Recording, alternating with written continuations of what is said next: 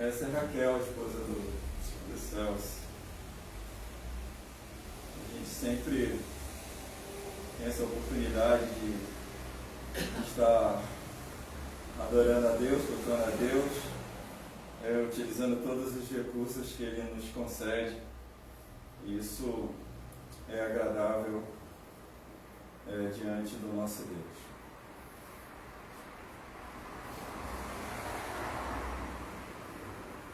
Eu quero estar pensando nesta oportunidade em que a gente está celebrando o aniversário da nossa querida Comuna Fé. Diríamos que Comuna Fé gerou a Igreja Litorânea. E a gente ama tanto o grupo que o grupo continua como Comuna Fé, porque, como o Fabrício e Mônica falaram, é um grupo indenominacional. Pessoas de várias denominações podem participar deste grupo. E isso nos alegra muito o coração. Quero pensar nesse momento, então, sobre essa frase que eu tenho como o tema desta reflexão. Tão certo como vive Yahvé, tão certo como vive o Senhor, o milagre dele é. E o texto básico para esta reflexão está em Lucas capítulo 4, a partir do versículo de número 16. Lucas capítulo 4, a partir do versículo de número 16.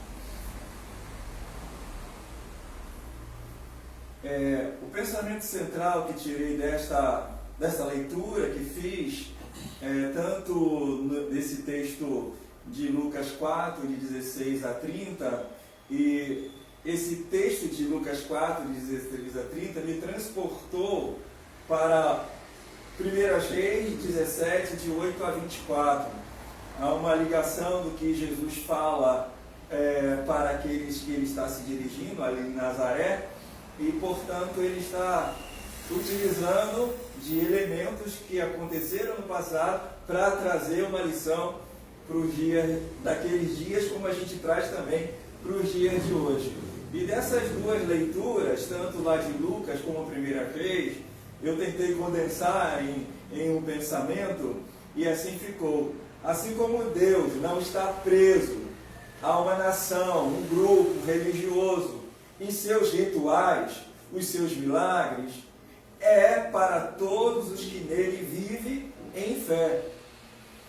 Repetindo, assim como Deus não está preso a uma nação, a um grupo religioso, e os seus rituais, os seus milagres, é para todos os que nele vivem em fé. Isaías, capítulo 6, de 1 a 2, foi o texto que Jesus leu naquele momento na sinagoga.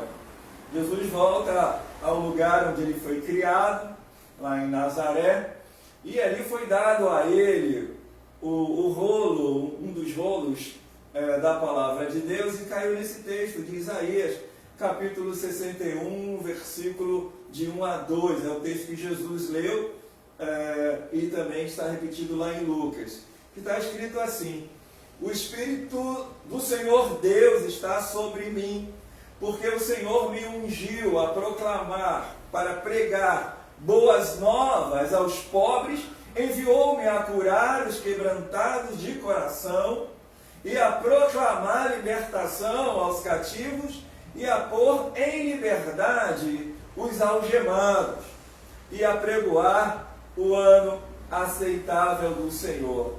Uma consideração muito rápida. É interessante que, se continuássemos a leitura, ou melhor, se Jesus continuasse a leitura, ele leria para anunciar também o dia da vingança do nosso Deus.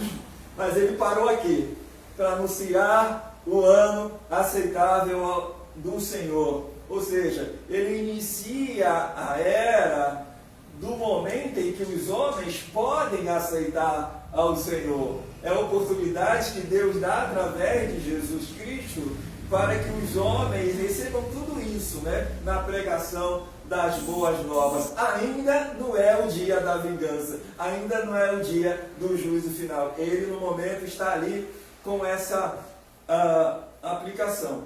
Mas interessante que quando Jesus está falando isso, está lendo esse texto, ele diz assim: hoje se cumpriu diante de vocês esta profecia. E aí, aqueles homens, aqueles judeus que estavam lá na sinagoga, como eles tinham os hábitos de todos os sábados irem lá na sinagoga para fazer o ritual deles, fazer o culto deles. E a parte principal, evidentemente, da celebração que faziam ali na sinagoga, era a leitura da palavra, a reflexão da palavra. E ali estava Jesus, o dono da palavra, está dizendo assim: hoje se cumpriu essa profecia. E eles ficaram em crise. Mas esse daí, peraí, quem é esse daí? Esse daí não é filho do carpinteiro? Os irmãos deles, as irmãs deles não estão entre nós? Como é que pode isso? Não pode ser. E aí, eu acho bastante incrível isso. Eles fazem, ou melhor, todos os sábados, essa celebração. Todos os sábados. Eles estavam lá estudando a palavra, eles iriam lá fazer todos aqueles rituais deles, e agora, quando se cumpre aquela palavra, eles não acreditam. Isso me fez pensar algumas coisas. E Jesus leu isso, né? Falou isso aqui, né? Na verdade, ele digo que havia muitas viúvas em Israel no tempo de Elias, quando o céu se fechou por 3 anos e 6 meses, reinando grande fome em toda a terra. E Elias não foi enviado a nenhuma delas, a não ser a uma viúva de Sarepta, de Sidom. Havia também muitos leprosos em Israel nos dias do profeta Eliseu. E nenhum deles foi purificado, a não ser Naamã, o sírio. Eles ficaram em crise. Jesus está jogando na cara deles: olha, está vendo? Milagres não aconteceram com esse povo, não aconteceu com o povo de Israel, que fazia todas aquelas lindas celebrações. Eu fico imaginando o culto que instituiu lá o rei Davi, depois com toda a sua pompas e circunstâncias, o culto que fazia na época de Salomão, e daí por diante era tudo muito maravilhoso, um culto espetacular, todos lindos, grandes músicos. Davi se preocupou muito com isso. Mas espera aí, era tudo isso que eles faziam. Mas Jesus está dizendo: olha, apesar de todos os rituais, de todas as coisas que eles ofereciam a Deus, Deus não deu a eles um milagre. Sabe a quem Deus deu um milagre? Aquela mulher que não era judia, aquela mulher que não participava daqueles rituais todos. E eles ficaram chocados com isso. E tem mais, Jesus ainda diz, né? Havia muitos leprosos lá em Israel, mas nenhum deles foi curado. Apenas aquele não judeu, aquele sírio, Naamã. Só ele foi curado, os outros não foram. Então eles ficaram em choque. É como jogar na cara, tá vendo? Tudo que vocês estão fazendo, alguma coisa não está certa. Alguma coisa não está funcionando, porque Deus não está abençoando esses rituais, Deus não está abençoando esses cultos, e o milagre não acontece. Foi o que aconteceu com aquele povo, fazer tudo aquilo lindo, maravilhoso, mas o poder de Deus, mas o milagre de Deus não foi para eles. Aquele que se chamava: nós somos os crentes, né? Nós somos os servos de Deus. Mas o milagre não foi para ele. E quando Jesus fala isso, eles ficam irados. Eles ficam irados. Tão irados que ficam que eles pegam a Jesus e querem matar a Jesus. Saíram do culto. Saíram do culto para matar a Jesus. Que culto é esse? Que tipo de celebração é essa que diz ao Senhor: você sai da celebração e vai fazer tudo que não agrada a Deus? E como Deus pode abençoar um negócio desse? Aliás, Deus nem estava naquele negócio.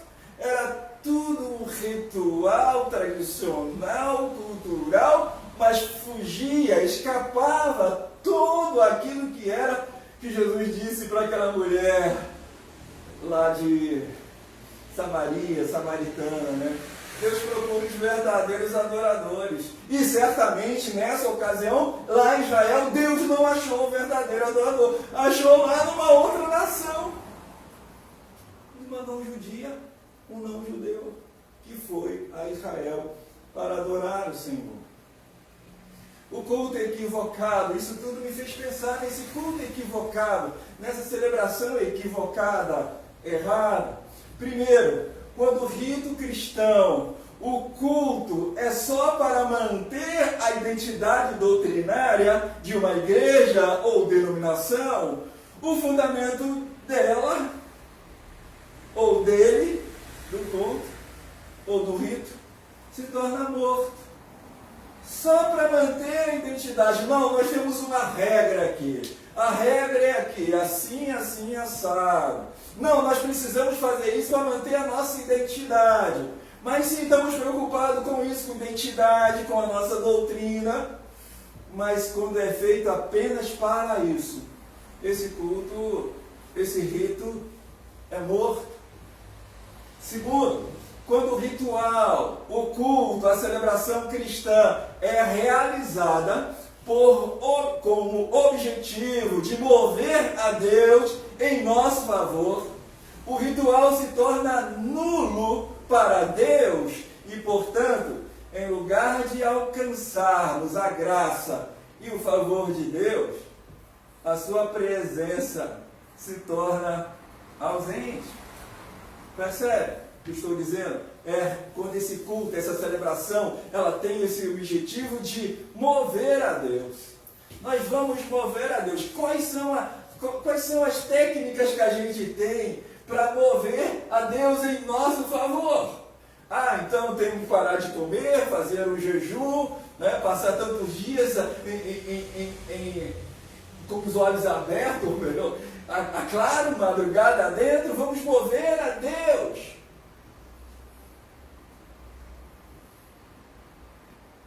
Parece bonitinho, né? Parece bonito, não, vamos mexer com Deus, Deus vai vir em nosso favor. Isso é um equívoco. A presença dele se torna ausente. Vamos fazer uma barganha com Deus. Deus, eu te dou uma coisa e tu me dás outra. É um culto equivocado. Terceiro, quando o rito, o culto, a celebração cristã é realizada pelo domínio dos homens e para os homens, mesmo que venha disfarçada que seja para Deus, essa pessoa ou essas pessoas tentarão impedir quaisquer outras que ameacem as suas posições no status quo religiosos. E isso, evidentemente, a pessoa principal não se fará presente. Como é que eu percebo que eu estou fazendo as coisas para os homens e não estou fazendo para Deus? Ou quando estou participando da celebração e percebo que essa celebração, esse rito que eu estou fazendo não é para Deus, mas para os homens. Eu não gostei, terminou o culto, eu não gostei do culto de hoje. Não gostei. Não, hoje eu não fiz um bom culto. Peraí, as pessoas não se agradaram. Não bateram palma, hoje bate palma. Ou não bateram palma, eu fiz alguma coisa que eles não gostaram. É um culto equivocado. Ele vem disfarçado que é para Deus.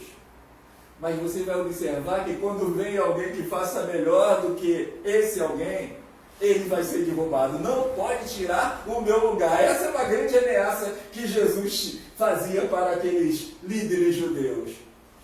Esse cidadão vai tomar o nosso lugar. A gente tem que eliminar esse. Tem que eliminá-lo. Foi um dos motivos pelos quais eles mataram a Jesus. Não nessa ocasião, porque nessa ocasião ele... Não é minha hora ainda, ele escapou. Eu já tenho visto isso na caminhada cristã. Gente enciumada, porque chega alguém que faz melhor. Eu fico feliz quando aparece alguém que faz melhor. Eu arranho o violão, mas quando chega alguém que toca melhor, eu fico muito feliz porque eu vou ouvir um bom instrumento. A gente se esforça. E, por outro lado, a gente não faz para os homens, a gente faz para Deus. Mas quando a gente faz para os homens, ou para nós mesmos, você vai ver que quando chega alguém que faça melhor, vão querer puxar o teu tapete. Ou eles vão querer puxar. Já vi muita tristeza nesse campo de ritos equivocados, cultos equivocados. Em quarto lugar, quando o ritual, o culto, a celebração cristã não passa de uma obrigação cultural ou mesmo denominacional, ela se torna apenas um espetáculo. Um espetáculo que é promotor de emoções e não de vidas, e muito menos ainda de milagres de Deus. Isso é uma obrigação? Fazemos isso por obrigação? Estamos cultuando a Deus por obrigação? Ou fazemos isso por prazer, por alegria? Quando ele é feito como obrigação, seja ela denominacional, seja ela cultural, isso se torna apenas um espetáculo para promover boas emoções. Já vi pessoas assim, chora na presença de Deus, pula na presença de Deus, como disse um homem para mim certa vez, numa igreja que eu trabalhei: ô pastor, eu vou sair dessa igreja. Eu, irmão, por que você vai sair dessa igreja? Pastor, eu gosto de pular, eu gosto de levantar as minhas mãos, eu gosto de dançar para o Senhor. Falei: faz isso no teu quarto. Ele disse assim: eu sou maluco. Entendeu o lance? Lá que Jesus falou que tem que fazer a sua celebração particular no culto, ele não faz porque ele acha que é maluco, mas quer fazer no meio do povo.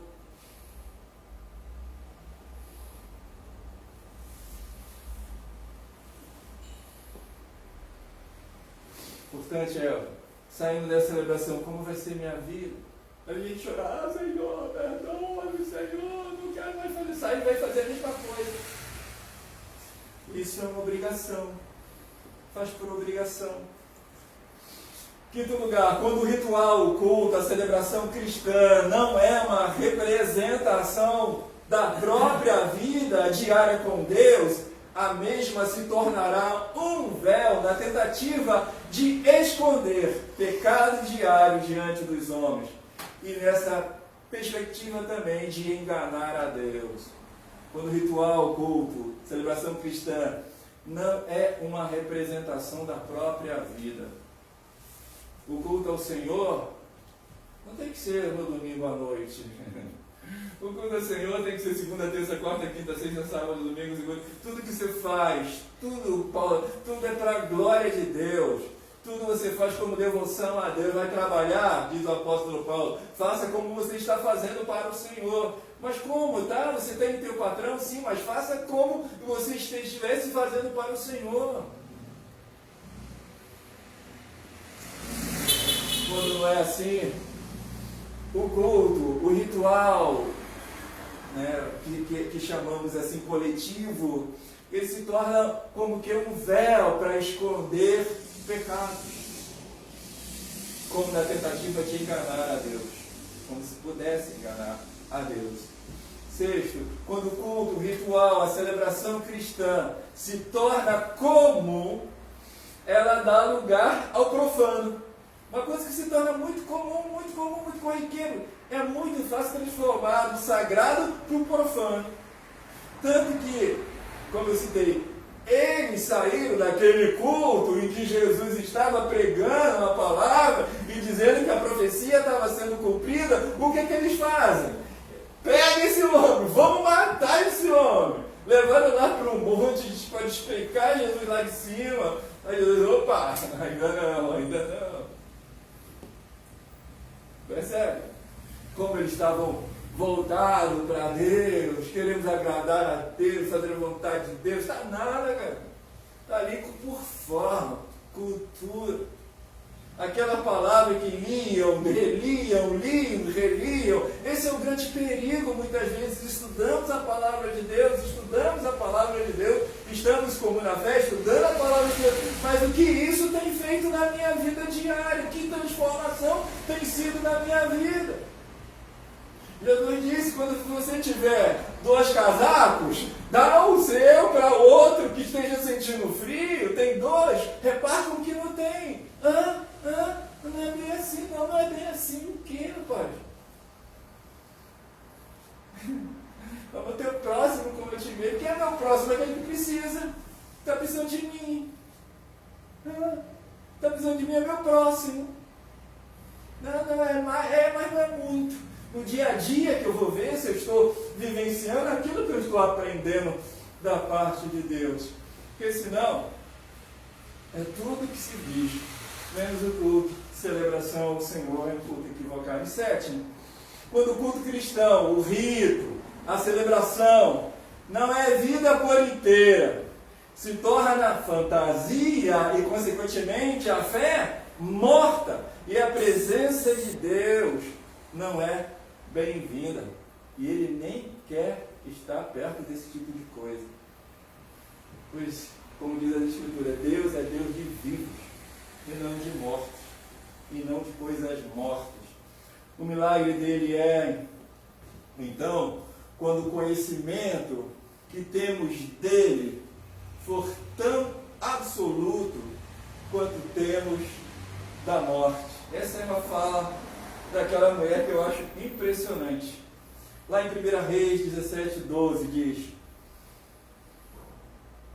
antes Deus mandou Elias que fosse lá para essa região, e Deus tinha ordenado a uma viúva que fosse alimentar e cuidar de Elias naquela fome tremenda, naquela seca tremenda. Se me fala a memória, 3 anos e 6 meses de seca, nada para comer, quase nada para beber, muita gente morrendo de fome. Aí Deus pega Elias, vai lá para essa região que ordenei a uma viúva cuidar de você. Então Elias vai, chega lá e encontra aquela viúva pegando alguns pedaços de madeira.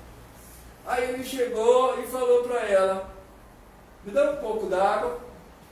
Ela conseguiu dar água para ele.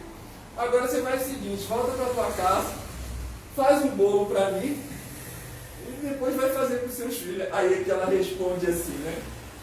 Porém, ela respondeu: tão certo como vive o Senhor, seu Deus. Olha o que ela diz, cara. Ela não é judia, ela não participa dos rituais, mas ela diz: tão certo como vive o Senhor, o seu Deus, não tenho nenhum pão assado, tenho apenas um punhado de farinha numa panela e um pouco de azeite num jarro. E como você pode ver, apanhei uns pedaços de lenha e vou preparar esse resto de comida para mim e para o meu filho. Vamos comer? E depois morreremos de fome. Ela não tem dúvida nenhuma que vai morrer. Tem muita gente morrendo. Ela só tem aquilo para comer. Um punhado de farinha e um pouquinho de azeite. Só tem aquilo para fazer a comida. Foi pegar lenha para fazer esse pão.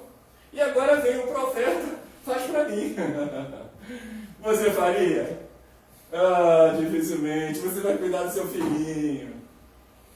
Mas essa mulher tem algo a mais. Eu gosto dessa fala dela. Essa fala expressa um monte de coisa. Tão certo como vive o Senhor teu Deus. Ela não era uma evangélica. Ela não fazia parte do protestantismo. Estou fazendo uma adaptação. Ela não fazia parte do povo de Deus, mas ela cria. Era um crer absoluto, pleno. Quando temos o conhecimento, o milagre é quando temos o conhecimento que temos dele for tão absoluto quanto temos da morte. Não tenho dúvida alguma. O Senhor teu Deus. A Bíblia não conta como é que ela conheceu a Deus. Não conta. Mas certamente Deus se revelou a ela. Tanto é que Deus deu a ordem a ela. E Ele não vai dar ordem para quem Ele sabe que não vai obedecer. Ele não poderia dar ordem ao povo de Israel naquela época, porque eles não estavam mais com disposição de fazer a vontade de Deus. E Deus hoje também, da mesma forma, não dá ordem a muitas pessoas, porque Ele sabe que muitos irão ouvir, mas não vão obedecer a voz.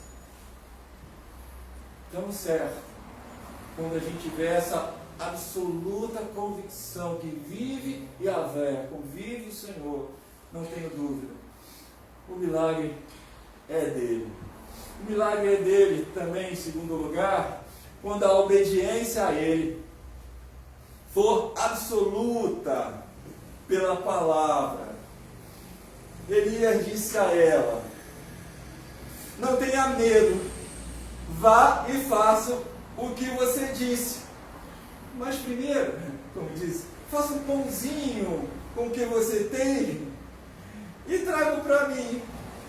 Depois prepare o resto para você e para o seu filho, porque assim diz o Senhor, Deus de Israel: a farinha da panela não acabará e o azeite do jarro não faltará, até o dia em que o Senhor fizer chover sobre a terra. A viúva foi e fez, segundo a palavra de Elias. Assim comeram ele e a sua casa durante muitos dias. Ela não duvida da palavra de Deus. Evidentemente, Deus já tinha tocado no coração dela. E ela pôde identificar que ali, aquele indivíduo, era um servo de Deus. Tanto é, assim como vive o Senhor teu Deus, assim como vive Israel teu Deus, ela sabe que ali tem um mensageiro de Deus, ela sabe que ali tem a palavra de Deus. E é de forma total, completa, absoluta, que ela escuta a palavra e faz integralmente. Não faz um pouquinho. Aliás, vai ser essa marca que vai acontecer também na vida de Naamã, né? Naamã também, Jesus cita dentro desse episódio que ele está falando lá em Nazaré. Lembrando que ele é leproso, vai para Israel e o profeta Eliseu diz: vai tomar banho. Vai tomar banho, foi bem assim, né?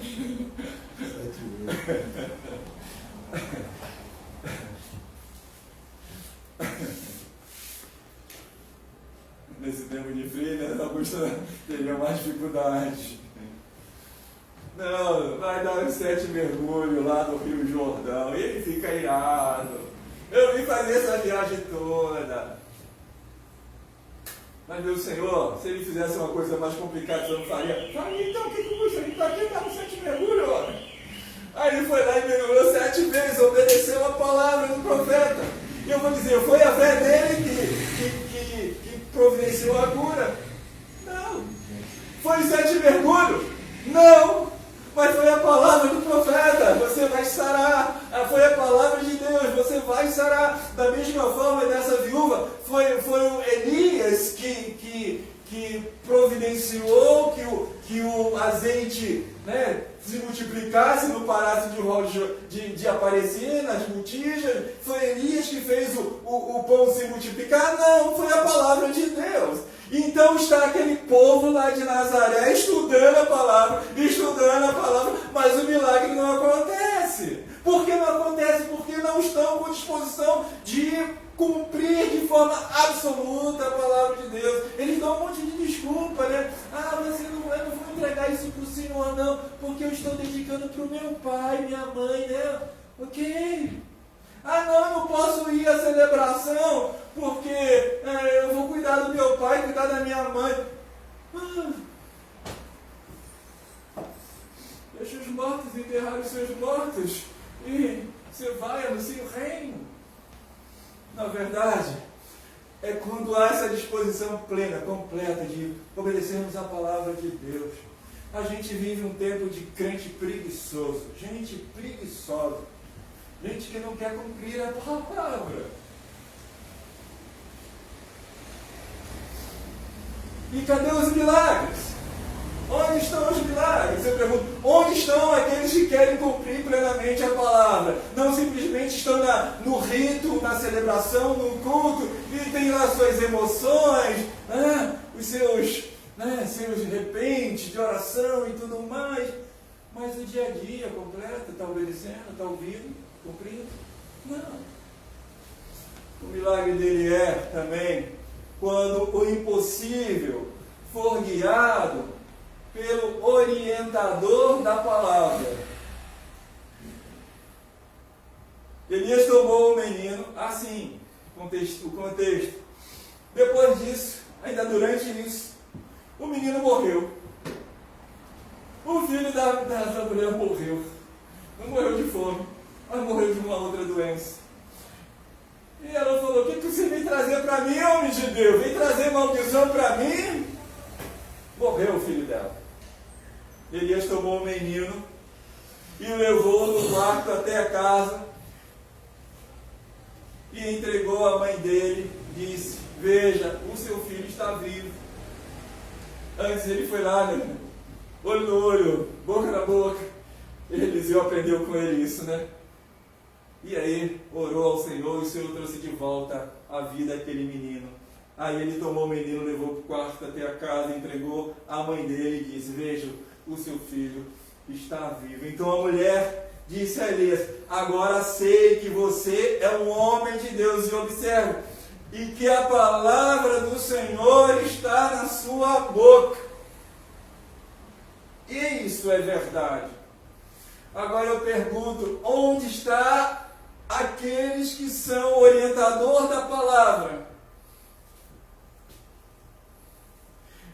A gente poderia dizer, são os pastores, ou outros vão dizer, são os padres, não, são os profetas, outros vão dizer, não, são os apóstolos, nada disso, nada disso. O orientador da palavra nos dias de hoje é o Espírito Santo. Se o Espírito Santo não orientar, não há um orientador humano que possa falar aquilo que Deus não falou. Palavra de Deus. Em João 16:13, Jesus disse isso. Porém, quando vier o Espírito da verdade, Ele os guiará em toda a verdade. Ele não falará por si mesmo, mas dirá tudo o que ouvir e anunciará a vocês as coisas que estão para acontecer. Dependemos fundamentalmente do Santo Espírito, de homens e mulheres que estejam dispostos a obedecer plenamente a palavra de Deus, ser dominado pelo Espírito Santo, e é Ele que vai fazer a obra do milagre, não os homens. Jesus voltou ao céu, mas derramou o Espírito dele sobre a igreja, sobre as pessoas servas de Deus. E é o Espírito de Deus que, encontrando homens, mulheres, tal como essa mulher, assim como vive o Senhor, tão certo como vive Yahvé, tão certo como existe a morte, Deus é Deus.